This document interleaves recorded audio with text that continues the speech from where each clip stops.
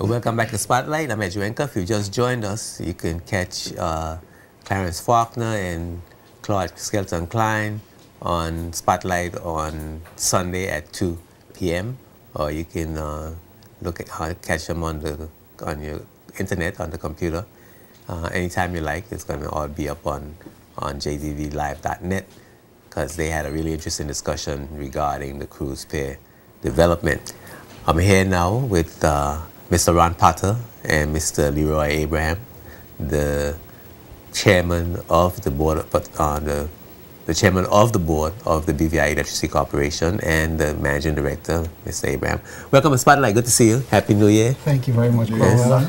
Happy New Year to you as well. Yeah, you guys finally come out from behind the shield, behind the energy field, you know. Too funny. Yeah, well, you know, we've been waiting to see you. We've been having some experiences in the territory for a while. And I know that governments over the years have made significant progress in trying to meet the demand for energy as the country grows. And it seems like it's always been a challenge. But of late, we seem to have been having quite a few greater challenges with meeting the demand. Well, what's been happening? You want to take that one? You should start. The reality of the situation on the ground is we're significantly behind in terms of base load capacity. The last unit that we put in order to ensure that we have sufficient capacity to supply demand in the territory was in 2006, believe it or not. Mm. So we're outside of what we consider industry standards with respect to how much capacity you should have based on demand. The rule of thumb is based on your the largest size of the unit that you should have twice that capacity in reserve to take into account when scheduled maintenance need to be done. If another unit may drop out of service, you should be able to have this level of reserve capacity in order to maintain supply. Unfortunately, we're outside of that margin. So things are extremely difficult at this point. So what it is, we don't have the money to buy the capacity, we don't have money to buy generators and to build infrastructure. Why are we so out of the parameters that we're supposed to be in? Well, let me answer that. Let me answer that differently. The corporation has always been good in terms of planning for the future. We do what we call a power development study, which looks and forecasts how the power demand in the territory is going to grow over a 10-year period of time. The last one that was done was in 2003, so that looked from 2003 to 2013. And what we do is analyze it on an annual basis, because there's a high profile, a base profile, and a low profile. And we monitor that on an annual basis to see where we are. And in essence, that would be the trigger for when we need to do a next expansion to ensure that we have sufficient, as you say, base load capacity for the growing needs of the territory. Unfortunately, things have been put in place for those expansions to begin, but unfortunately they haven't. So we're significantly behind right now. As I say, we're outside of what is industry standards with respect to base load capacity, and ultimately it's translating into the issues that we have right now. And you know what Stanford Connor would say? Who to blame? Well, I don't know if there's any particular person to blame, Cromwell, and I don't think that's what we should be doing at this point in time, sort of blaming anyone, because we are where we are now and we just have to deal with the situation. I've been the chairman for a year now, and effectively I was thrown into the fire. I'm not blaming anybody. They look at me and they said, don't blame, who was there before you. You're there now, you're on a hot seat now, deal with it. And the way we intend to deal with it effectively is to execute our Phase 5 program. And what our Phase 5 program is to add some additional generating capacity down at Parkwood Pond, plus add some transmission capacity between Parkwood Pond and Longbush, because generating the power is one thing, but once we generate it, we have to be able to transmit it. And that's another issue as well, is that the cables between Parkwood Pond and Longbush effectively are almost maxed out.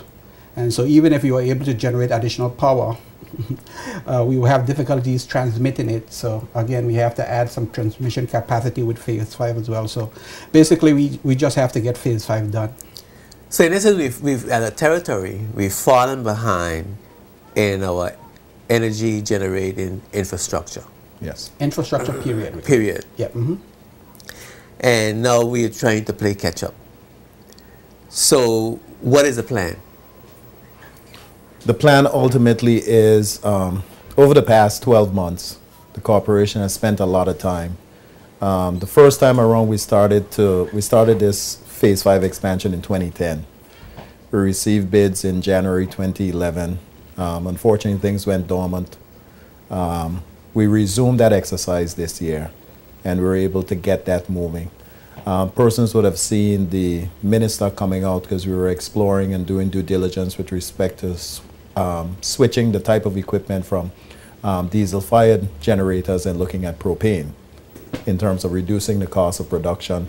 And likewise, that would translate to cheaper electricity rates utilizing propane as opposed to diesel. We got to the point and stage where we had finalized our due diligence. We felt very comfortable with it, but the price of oil dropped, the price of fuel dropped, and ultimately we're back to the drawing board trying to get to transition back to the diesel-fired engines. Well, you're going to say something. Go ahead. Well, what I was going to add to what Leroy said is that phase 5 is going to add between 14 to 16 megawatts of power, and which will effectively add a significant amount to our base load capacity. So all the things that we need to do in terms of, as Leroy mentioned, planned and unplanned maintenance, we are safely and comfortably able to do that, because that is the problem, is that we have machines, and that's what people need to understand. We have these machines, these generators that are running 24 hours a day, 365 days a year. Something is going to happen, and that's accepted that something will happen. These machines will go down. But when they go down, do we have additional capacity to replace them when they go down? And that's the case right now. And phase 5, with the addition to 14 to 16 megawatts of power, is going to address that. And like is that going to put you in that parameter when you're having twice the amount of base capacity that you need? So yes, that in the event of any that will comfortably put us in a position, as I said, to take care of regular maintenance, unplanned maintenance, and essentially improve the reliability of supply. Now, it'll put us in and above those margins. Okay. Yeah. But what concerned me just now is the whole indecision about whether to continue with fossil fuels or go to natural gas. This isn't natural gas. This is propane. Okay, propane. Yeah. Propane. Okay. Well, the price of oil was high. The price of diesel was high because the price of oil per barrel was high. Right. And you decide, not to save money, you were going to go to propane. Yes, that was an option, yes. That was an option. And so the price of oil drops, and we know the price of oil fluctuates. Yes, it could go down now, and then in the next 2 weeks, it could shoot back up for some reason again. Right. Some war breakout somewhere, ISIS take over some oil fields. You never could tell what's going to happen. It's a volatile situation. Yeah. Yeah. And it seemed to me like you're saying that because the price of oil have gone down, putting aside your decision to make to go into propane and continue to use oil instead of saying, well, listen, oil is volatile, we got a better chance with propane, and let us stick with that and forget about oil. That's not an accurate analysis. That wouldn't be an accurate analysis, no, because effectively we were always considering two options, diesel and propane. Again, the propane was very attractive from the point of view in terms of lowering the cost of generating electricity. But at the end of the day, the technology using diesel to generate electricity is a lot more advanced than the technology using propane to generate electricity. So again, the powers that be felt safer going with diesel. Not that we've abandoned propane, because we've been asked to look at it in a later phase, but ultimately at this point in stage, we wanted to get something in place that's going to address the power issues immediately. But the so reality, you would have to make a transition, a sort of a transition into propane. Precisely, and because it's a different fuel delay. I'm Yeah. not going to call it a delay Yeah. per se, but like I said, the technology itself is not as advanced as diesel. So again, at this point in time, with the power issues, we wanted to go with a technology that we were comfortable with at this time. And then when we think about propane, effectively, because with propane, what has to be considered is again fuel storage. And there had to be some significant investment in fuel storage, and so that's something that also had to be considered, and that would have added to the cost of the project in its own right. Mm-hmm. In case anyone wants to call, the number's going to come up on the screen. So we're going to the general manager and the chairman of the board have agreed to take some calls. So look for, there's a number 499-1950. You can call and ask any question you want to ask regarding electricity. Yeah, but what I wanted to add is that the reality of life is when the price of oil drops, it's always a game changer. And ultimately, it always affects certain decisions which are on the ground. And that's one of the reasons why they always drop the price. Because ultimately, individuals who are looking in terms of renewables, ultimately they stop looking at it. Because once the price of oil drops and the price of fuel drop, then ultimately your production cost drops. And any other options then become questionable with regards to should you switch or not. No, So I understand it's- that. I understand that, but it would just seem to make sense to me to make a commitment so that I don't continue to be in this volatile cycle of fluctuating oil prices. You know, if you could go, even if you paid a little more for propane now, but you had a consistent price for propane across a long period of time, and then you would have seen that perhaps oil would go back up, and then at that point you would have been in a better position. Well, let me let you be. So, you, I mean, you that's- can I rest, don't know. yeah. But you can rest assured, as I said, the propane solution isn't totally off the table. Okay. Because we're still continuing our explorations because we've recognized, as you naturally said, the volatility with respect to oil, and the corresponding effect on the price of fuel, both gasoline and diesel. Naturally, it also spikes with that. So in recognition of that volatility, propane definitely isn't off the table. We have to continue looking at it for the future. I understand through news reports that we are looking at alternative sources of energy as well. Yes, we are. Yeah, and you just you signed some contracts to get No, some we haven't companies signed. involved. We haven't signed any contracts yet. We actually sent out a request for proposal last year, September, in looking at the installation of solar PV at 5 government and statutory body locations. The 5 locations being the airport, the college, the high school, BVI High School, the Central Admin Complex, and the Brigado Flax Educational Center in Virgin Gorda, in terms of installing solar PV on the roofs of those buildings for the sake of reducing their bill. So ultimately a portion of their consumption would be provided by solar, and the balance will be provided or obtained from BVIEC. For those installations where the size of the solar was in some cases a little bit more than what they were actually getting from the corporation, then they would have had a grid tie arrangement where they would have been feeding back power onto the grid. Do you have a percentage goal in mind of how much alternative energy generation you want to arrive at? Well, right now the consultants have confirmed if we're looking at wind and solar, which as all of us know is intermittent energy, we can only take approximately 5%, anywhere between 5 to 10% of the demand onto the grid, which is anywhere between 5 to 6 megawatts. That's the total penetration that we can take onto the grid.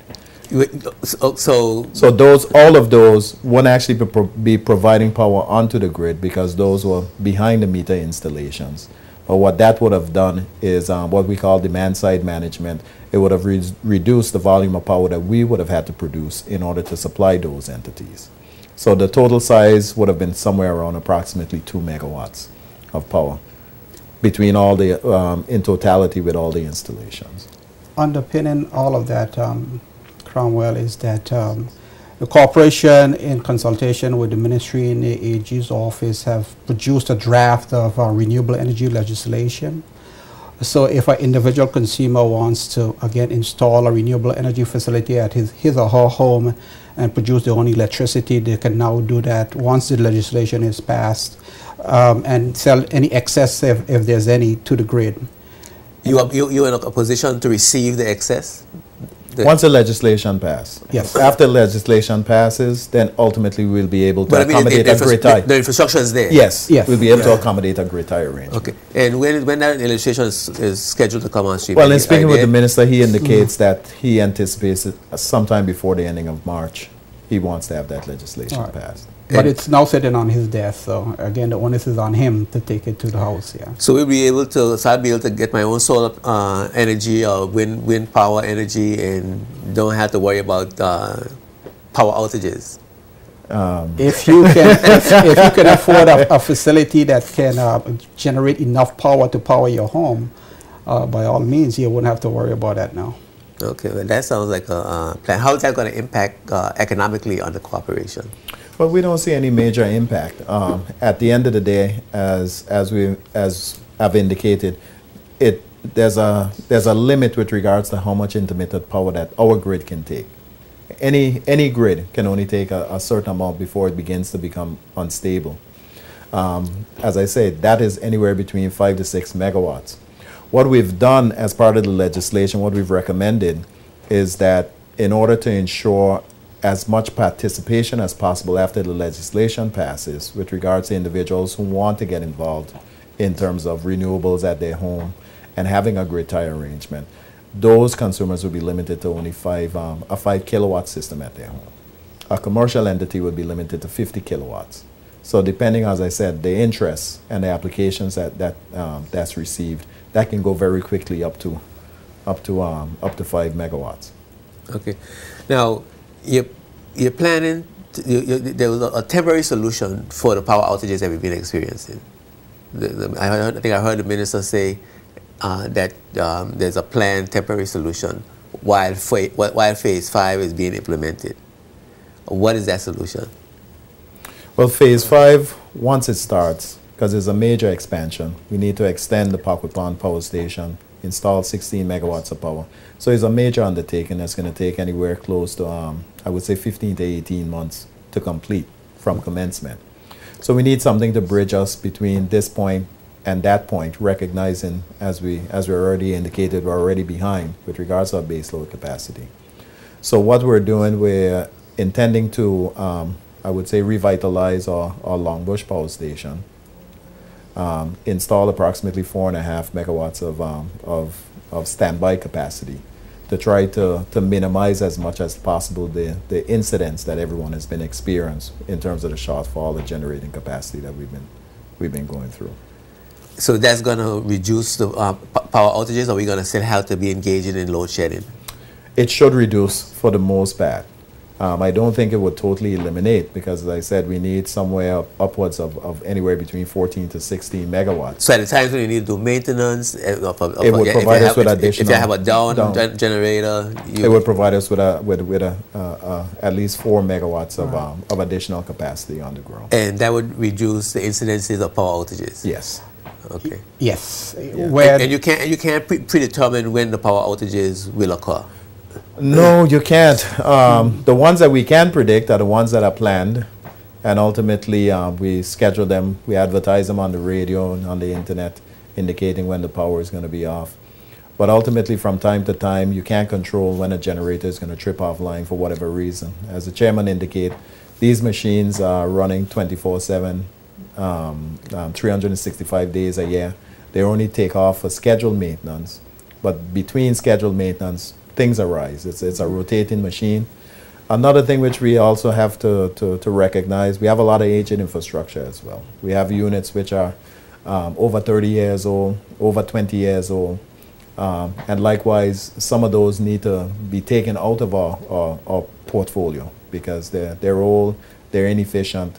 So likewise, you can't guarantee with much newer equipment when issues are going to occur on these older machines. And they're keeping the cost of energy generation high as well. Precisely, because, as I said, technology has advanced significantly from the time when those units were installed. So The new units are much more fuel efficient, the much more reliable. Naturally, is looking at an old car and a new car. A new car will naturally be a lot more reliable than an old car that's 20-something years old. And as the general manager of the corporation and the chairman of the board and chairmans of the board, it seems to me like y'all have not been planning to replace these generators and modernize as you go along. I don't know how you came to that conclusion, Ponce, but that has... He called him a different name. Yeah. But that hasn't been the case because, like I said, we've been working. The GM made mention of this 10-year power development plan that was commissioned in 2002. And that sort of clearly laid out, the plan for installation of new generating capacity, addressing various pieces of transmission equipment. Unfortunately, they weren't executed in the time that it should have been executed for a variety of reasons, including cost. But it sounds like it wasn't done at all, because it sounds like you still have a whole 18 months worth of work to do it's not as a whole 18 months worth of work. It's just that it's a major contract, and if it's a major contract, these contracts take that amount of time because it's about a year effectively doing all your analyses and the preparation to execute the contract, and then once you get approval for that contract, then you then have to execute it. And if you were listening in terms of what the GM said, in terms of we have to expand the power plant, we have to get these generators built, we have to dig up the roads between Parkwood Pond and Long Bush to lay these cables. So it's a major exercise. So it's going to take time. And it's just amazing to me that was it 2002?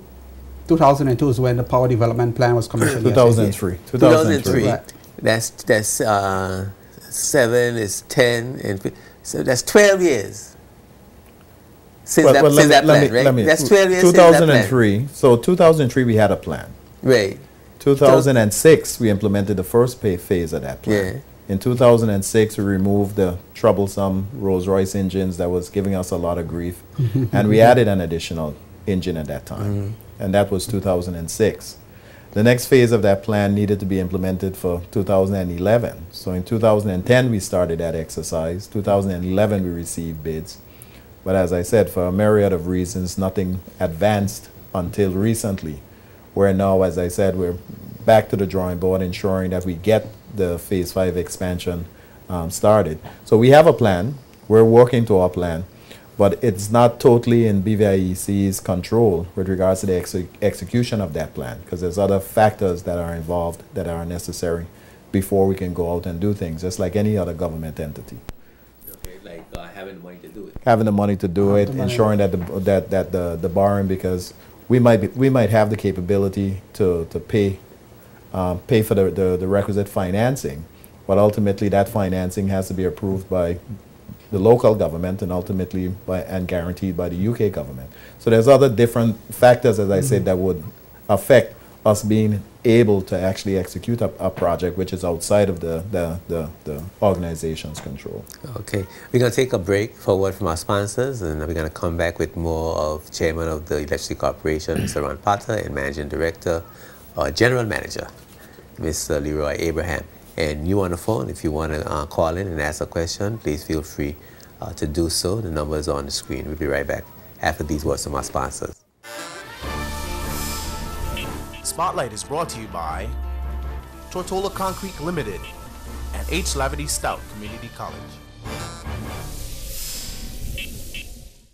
Welcome back to Spotlight. I'm here with the Chairman of the Board of the BVI Electricity Corporation, Mr. Ron Potter, and the General Manager, Mr. Leroy Abraham, and we're talking about the development of the BVI Electricity Corporation, the power outages we've been having, and what's being done to prevent those power outages from happening, and how long it's going to take, and how soon we'll be able to have a continuous flow of energy in the territory.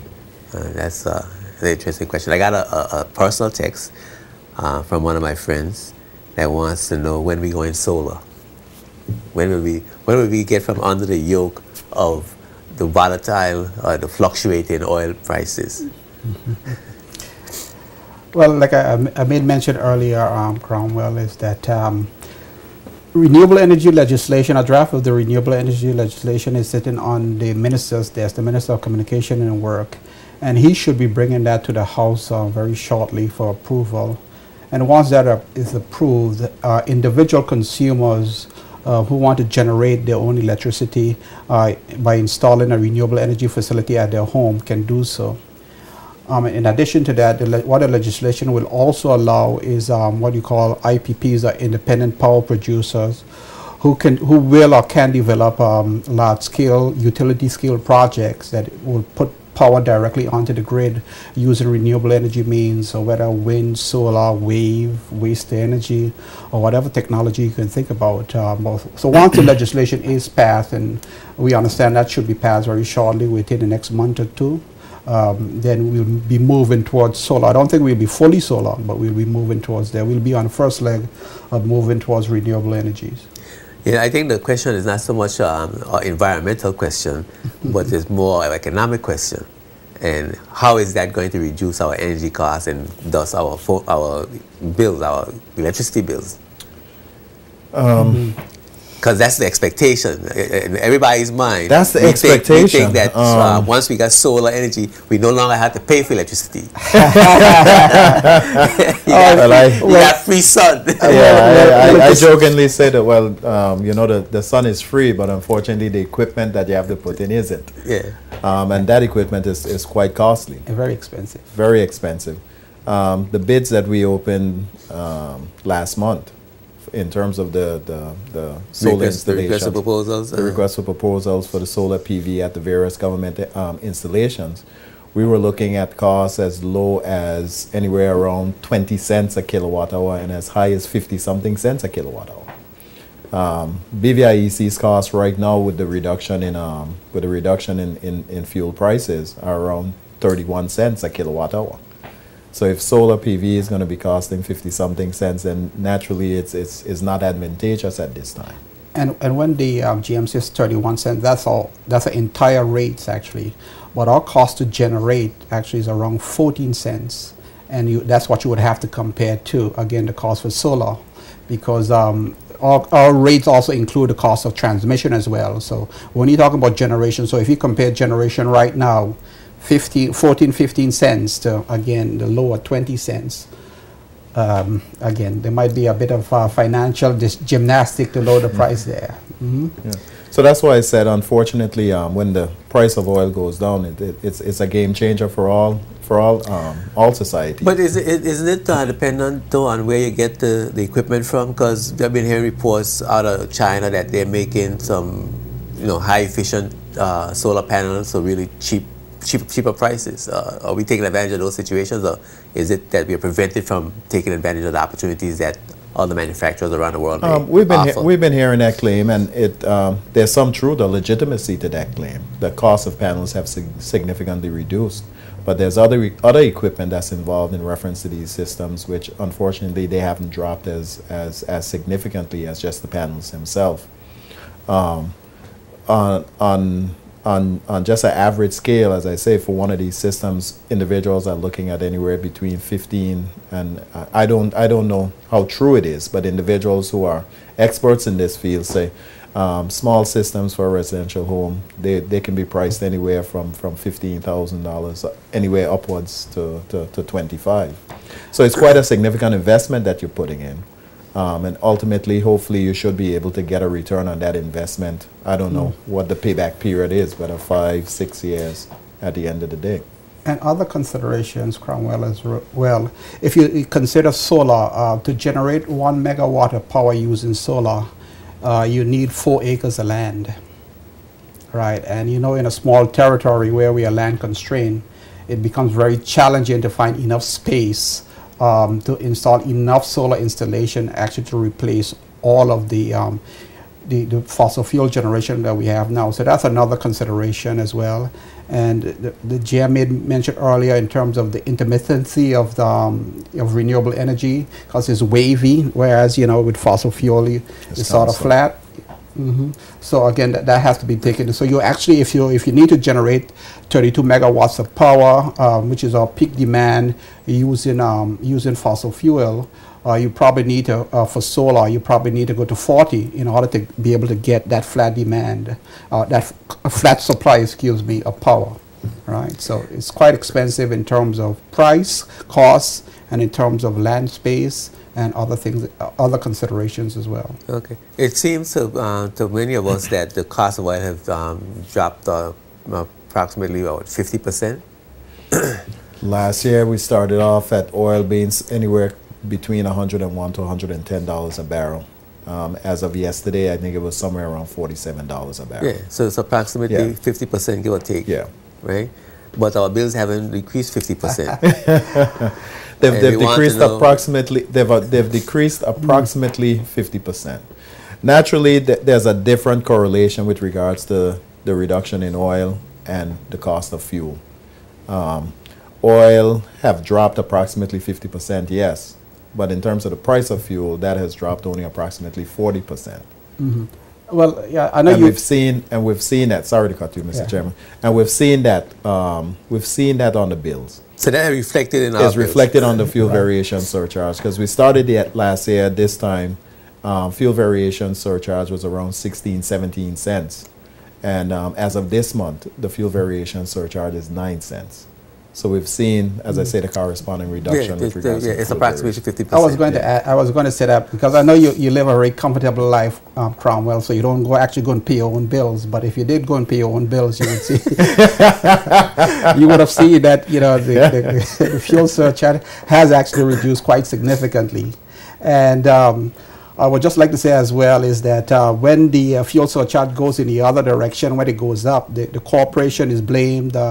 We are inhuman. We have no consideration, and all of those sort of things. Now that the bills are going down, hopefully, those warm, fuzzy feelings, we'll get a lot more of that. I have to commend Electric Corporation for the online bill payment service. Thank you very much. I enjoy that completely. And I do pay my own bills, and I have noticed the reduction, and I mean, it's really great because you get charts and graphs, and you could study the increases, the fluctuation in the prices and usage, and you could perhaps even plan. Because I have noticed that if I turned off my heater in the morning. After I go to work, everybody goes to work. I could turn it off in the morning, and I still have warm water for like a day and a half or two. And I don't have to put it back on again for every maybe 2 days or a day and a half. And that has reduced the bill considerably. Considerably, yeah. Yeah.